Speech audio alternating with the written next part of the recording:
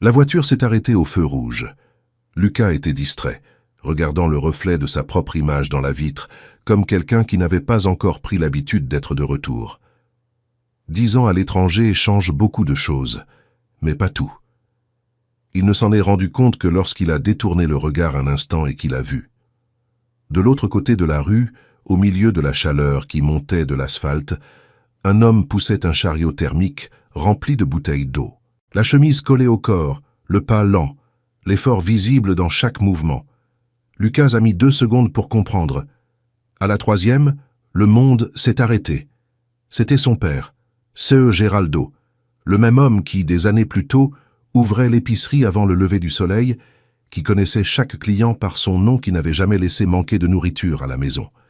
Maintenant, il était là, à pousser de l'eau au feu rouge. Et quand ce Geraldo a levé les yeux et a reconnu son fils dans la voiture, quelque chose s'est produit que Lucas n'a jamais oublié. Il a essayé de cacher le chariot, pas par honte du travail, mais par honte d'être vu comme ça par son propre fils. Ce petit geste a tout dit. Il a dit plus que toutes les paroles qui n'ont pas été prononcées pendant 10 ans. Si tu veux savoir ce qui s'est passé ensuite, laisse déjà un like et reste jusqu'à la fin. Le feu était encore rouge quand Lucas a ouvert la portière de la voiture. Le chauffeur de l'application a commencé à dire quelque chose, mais il n'a même pas entendu. Il est descendu. Il a traversé la rue sans regarder des 2 côtés. Il s'est arrêté devant son père. Les deux sont restés silencieux. Le chariot entre eux semblait un mur invisible. Lucas a respiré profondément. « Papa ». Ce Geraldo n'a pas répondu tout de suite. Il a seulement serré le chariot plus fort, comme si c'était tout ce qu'il contrôlait encore. Lucas n'a rien demandé. Il a simplement posé la main sur le bras de son père, et il a dit qu'il partait, sans discussion, sans explication, sans question. Ce Geraldo n'a pas résisté. Il a seulement baissé la tête, et il a poussé le chariot jusqu'à l'ombre d'un arbre proche. Il l'a garé là avec soin, comme quelqu'un qui range un outil important. Ce n'était pas de la honte, c'était une dignité silencieuse. Dans la voiture, le silence a continué. Lucas regardait par la fenêtre. La ville semblait la même, mais elle ne l'était pas. Il y avait de nouveaux immeubles, des rues différentes, mais ce qui avait vraiment changé n'était pas dans le paysage. C'était à l'intérieur de la voiture. Ce Geraldo est resté tout le temps les mains posées sur les genoux, sans rien demander, sans regarder son fils, comme si n'importe quel mot pouvait briser quelque chose de trop fragile. Quand ils sont arrivés à la maison, Donna Nahir balayait le trottoir. Elle a regardé, elle s'est arrêtée, et elle a laissé tomber le balai. Lucas, elle a couru vers lui, elle l'a serré très fort, trop fort, comme si elle tenait quelque chose qu'elle avait failli perdre. Lucas a fermé les yeux. Cette odeur de maison, ça ne change jamais. Le déjeuner a été rempli de paroles, mais vide de vérité. Donna Nahir parlait sans arrêt. Des voisins, de la rue, de n'importe quoi. C'était sa façon d'éviter ce qui importait vraiment. Ce Geraldo a presque rien dit. Il a peu mangé. Il est resté silencieux. Lucas observait, les mains de son père. Plus rugueuses, plus lourdes. La posture, plus voûtée. Ce n'était pas l'âge, c'était le poids. Après le déjeuner, le père est allé sur la véranda, tout seul. Lucas est resté dans la cuisine avec sa mère, à faire la vaisselle. C'est là qu'il a demandé. Tout bas. Depuis quand? Donna Nahir s'est arrêtée. Elle a respiré et elle a répondu. Depuis l'année dernière. Lucas est resté immobile. Pourquoi tu ne m'as rien dit? Elle a mis du temps. Parce qu'il ne m'a pas laissé. Il a dit que tu avais ta vie et que tu n'avais pas besoin de savoir. Lucas a regardé vers la véranda. Son père était là, immobile, regardant la rue, comme quelqu'un qui avait déjà tout accepté. Ça a fait plus mal que n'importe quelle explication. Cette nuit-là, personne n'a bien dormi. Le silence était trop lourd. Au milieu de la nuit, Lucas s'est levé. Il a marché doucement dans la maison. Il s'est arrêté devant l'ancienne chambre. La porte était entr'ouverte. Il est entré, tout presque pareil. Le lit, le ventilateur, les souvenirs. Mais il y avait une boîte dans un coin, grande, fermée, avec un mot écrit dessus. Document. Lucas s'est agenouillé. Il l'a ouverte. Des vieux papiers, des notes, des contrats, une histoire gardée. Au milieu, une photo. l'ancienne épicerie. Le père derrière le comptoir. Lui enfant à la porte. Lucas a retourné la photo. Une phrase. Fierté. Il est resté là, en silence, comprenant sans avoir besoin de plus. Le lendemain matin, il a appelé son père. Ils se sont assis sur la véranda. Lucas a demandé. Et cette fois, le silence n'a pas duré autant. Dona Nahir a tout raconté. Tout. L'accord avec Dario, la confiance, la signature, l'erreur, l'arnaque, le terrain perdu, l'épicerie prise. Ce Geraldo écoutait, en silence, sans corriger, sans ajouter, parce que ça n'avait plus d'importance d'expliquer.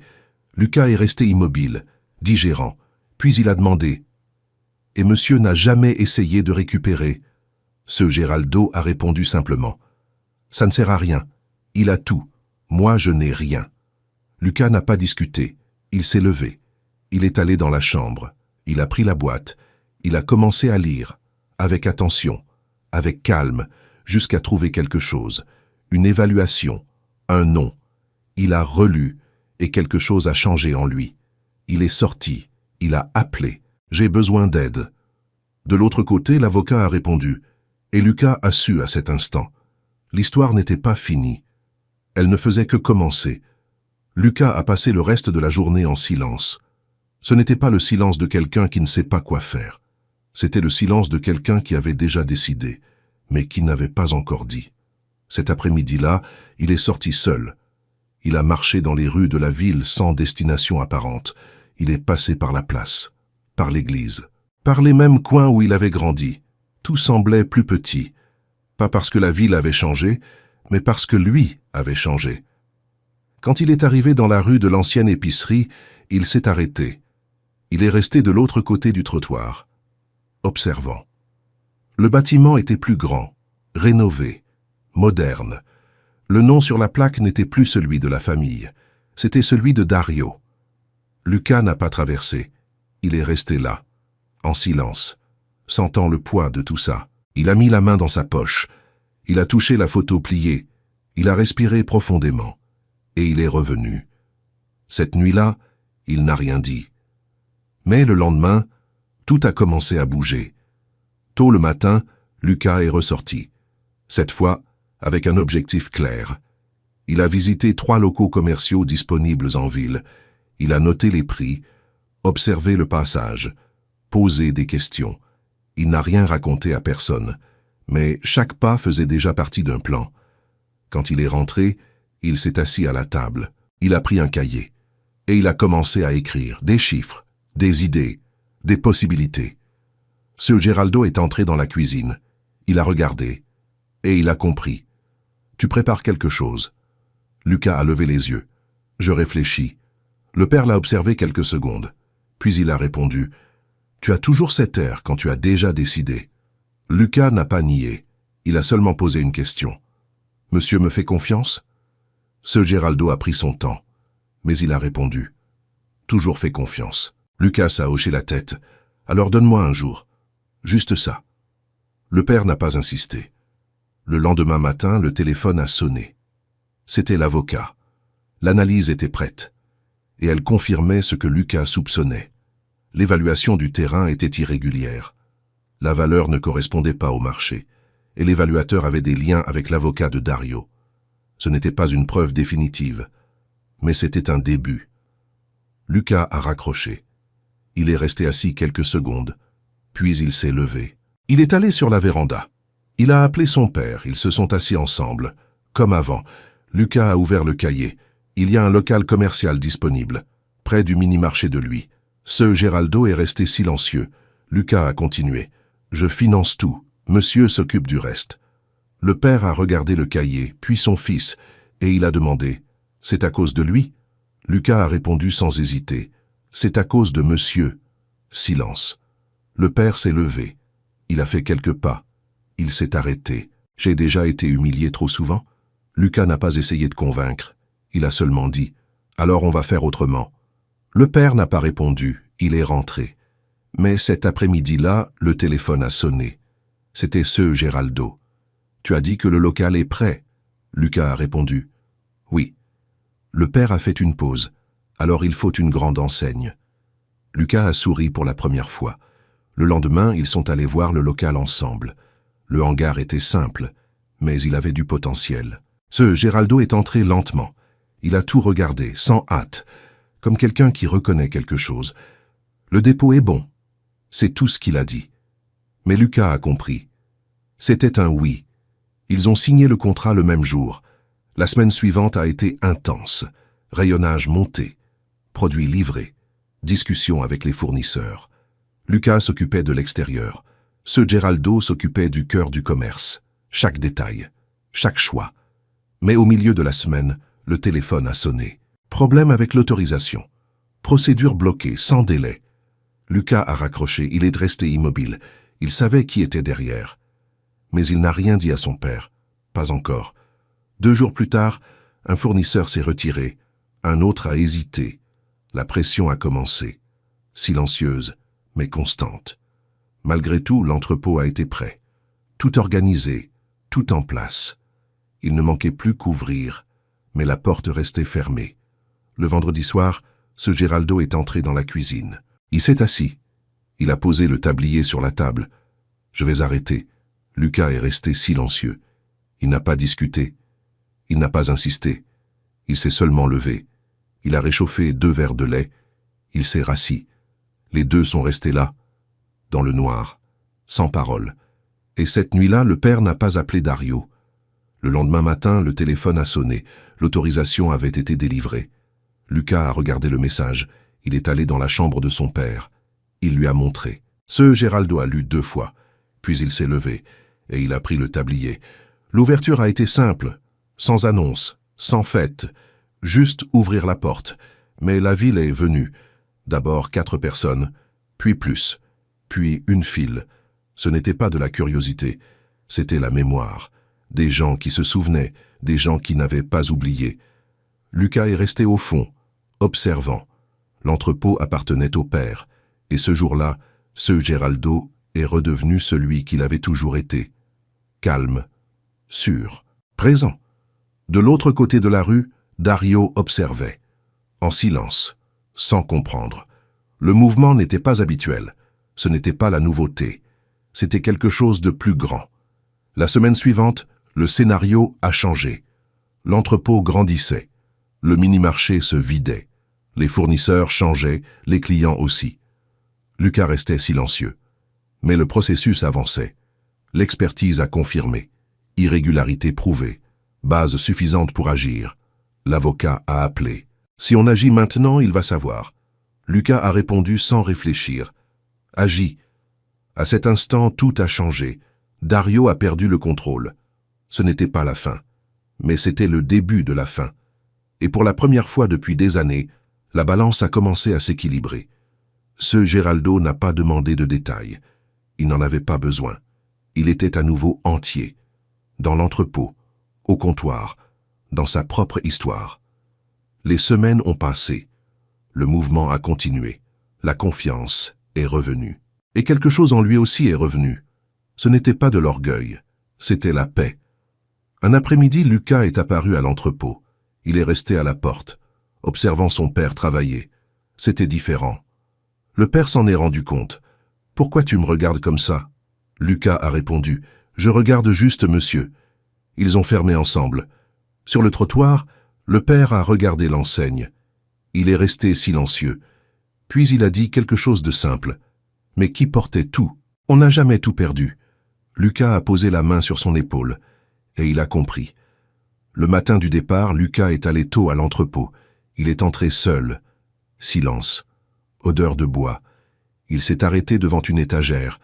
Une bouteille d'eau, avec une étiquette écrite à la main. D'où on vient? Lucas n'y a pas touché, il a seulement regardé. Puis il est sorti, il a fermé la porte, il est monté dans la voiture, il a démarré, il a regardé dans le rétroviseur, et cette fois, il savait exactement où il revenait. Lucas a conduit en silence jusqu'au bout de la rue. Il n'a pas allumé la radio. Il n'a pas touché le téléphone. Il est resté là, les 2 mains sur le volant, ressentant quelque chose qu'il n'avait pas ressenti depuis longtemps. De la clarté. Cette fois, ce n'était pas le doute, ce n'était pas le poids, c'était la certitude. Il savait exactement ce qu'il faisait. Et surtout, pour qui il le faisait. L'aéroport était à presque 2 heures de là. Longue route, chaude, avec cet asphalte qui semble trembler au loin. Lucas a roulé sans se presser, sans anxiété, sans regarder l'heure. Chaque kilomètre était un adieu silencieux, mais pas un adieu définitif. C'était juste une pause. Au milieu du chemin, il s'est arrêté dans une station-service. Il est descendu. Il a acheté une bouteille d'eau. Il est resté quelques secondes à la regarder dans sa main. Simple, commune. Pareille à celle que son père vendait au feu rouge. Il a payé. Il est remonté en voiture. Et avant de démarrer, il a laissé la bouteille sur le siège passager. Comme si ça signifiait quelque chose. Et ça signifiait. Il a continué le trajet. Pendant le parcours, son esprit est revenu plusieurs fois au dernier jour. Le feu rouge, le chariot, le geste du père essayant de cacher. Ce moment avait tout changé. Ce n'était pas l'histoire du passé. Ce n'était pas l'arnaque. Ce n'était pas l'argent. C'était ce geste. Petit, silencieux, mais chargé de tout. Lucas a compris que ce n'était pas une question de récupérer ce qui avait été perdu. C'était une question de redonner à son père quelque chose qui n'aurait jamais dû lui être enlevé. La dignité. Quand il est arrivé à l'aéroport, il s'est garé lentement. Il a coupé le moteur. Il est resté quelques secondes immobile, respirant. Puis, il a pris sa valise. Et avant de sortir, il a regardé une dernière fois la bouteille sur le siège à côté. Il a pensé à l'emporter. Mais il ne l'a pas prise. Il l'a laissée là, comme un rappel. Il est entré dans l'aéroport, mouvement normal. Des gens qui partent et qui arrivent, chacun avec sa propre histoire. Mais aucune de ces histoires n'était pareille à la sienne. Et pour la première fois depuis longtemps, il a senti qu'il était sur le bon chemin. Le vol a été calme, silencieux. Lucas a passé la plupart du temps à regarder par le hublot, les nuages qui passaient, le ciel ouvert, et une étrange sensation de recommencement. Quand il a atterri au Canada, la réalité est revenue vite. Engagement, réunion, choses en suspens. Mais cette fois, quelque chose était différent. Il ne construisait plus seulement pour lui. Il construisait avec un but clair. Les jours suivants, Lucas a réglé tout avec efficacité. Clôture, transfert, ajustement. Il a organisé la vie qu'il avait construite là-bas, mais sans attachement, parce qu'il savait maintenant où il voulait vraiment être. Pendant ce temps, au Brésil, l'entrepôt continuait. Fort, en croissance. Ce Geraldo avait déjà des clients fidèles. Il connaissait le nom de chacun. Il parlait, il écoutait. Il travaillait comme il avait toujours travaillé. Mais maintenant, sans poids, sans ce silence chargé d'avant. Don Anaïr s'occupait de la caisse, de l'organisation, de la routine. Et pour la première fois depuis des années, la maison était légère, sans tension cachée, sans sujet évité. Dario existait encore. Il essayait encore. Il observait encore. Mais il n'avait plus le même contrôle. Le processus continuait, lent, mais solide. Et ça suffisait, parce que ce qui devait vraiment être résolu l'avait déjà été. Ce Geraldo avait retrouvé une place. Et ça, personne ne pouvait plus le lui enlever. 3 mois plus tard, Lucas est revenu, sans annonce, sans prévenir. Il est simplement arrivé. Il a pris la voiture à l'aéroport, et il est allé directement à l'entrepôt. Il s'est arrêté de l'autre côté de la rue, comme la première fois. Mais maintenant, tout était différent. La porte ouverte, mouvement constant, des gens qui entraient et sortaient. Et là-dedans, derrière le comptoir, ce Geraldo, debout, solide, présent. Lucas est resté quelques secondes à observer, puis il a traversé. Il est entré. Le père ne l'a pas vu tout de suite. Il était en train d'attendre un client, expliquant un produit, comme il l'avait toujours fait. Lucas a attendu, sans interrompre. Quand le client est sorti, ce Geraldo a levé les yeux, et il a vu. Cette fois, il n'y a pas eu de surprise, ni de honte, ni de tentative de cacher quoi que ce soit. Juste un sourire, simple, direct, comme ça aurait dû être depuis le début. Lucas s'est approché. Il s'est arrêté devant le comptoir.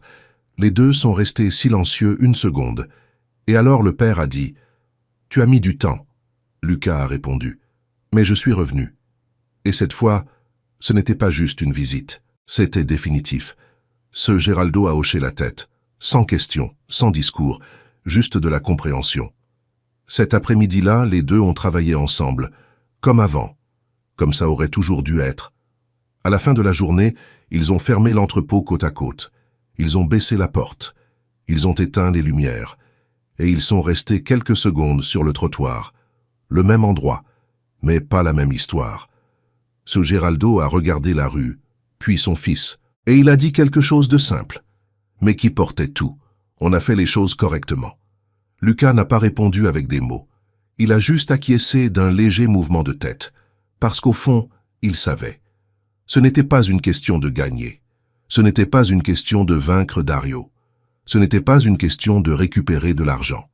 C'était une question de reconstruire. Et ça, ils l'avaient fait, ensemble. Si cette histoire t'a fait penser à quelqu'un, laisse un like. Et si tu crois qu'il y a toujours une deuxième chance, abonne-toi à la chaîne. Parce que certaines histoires ne parlent pas de fin. Elles parlent de recommencement.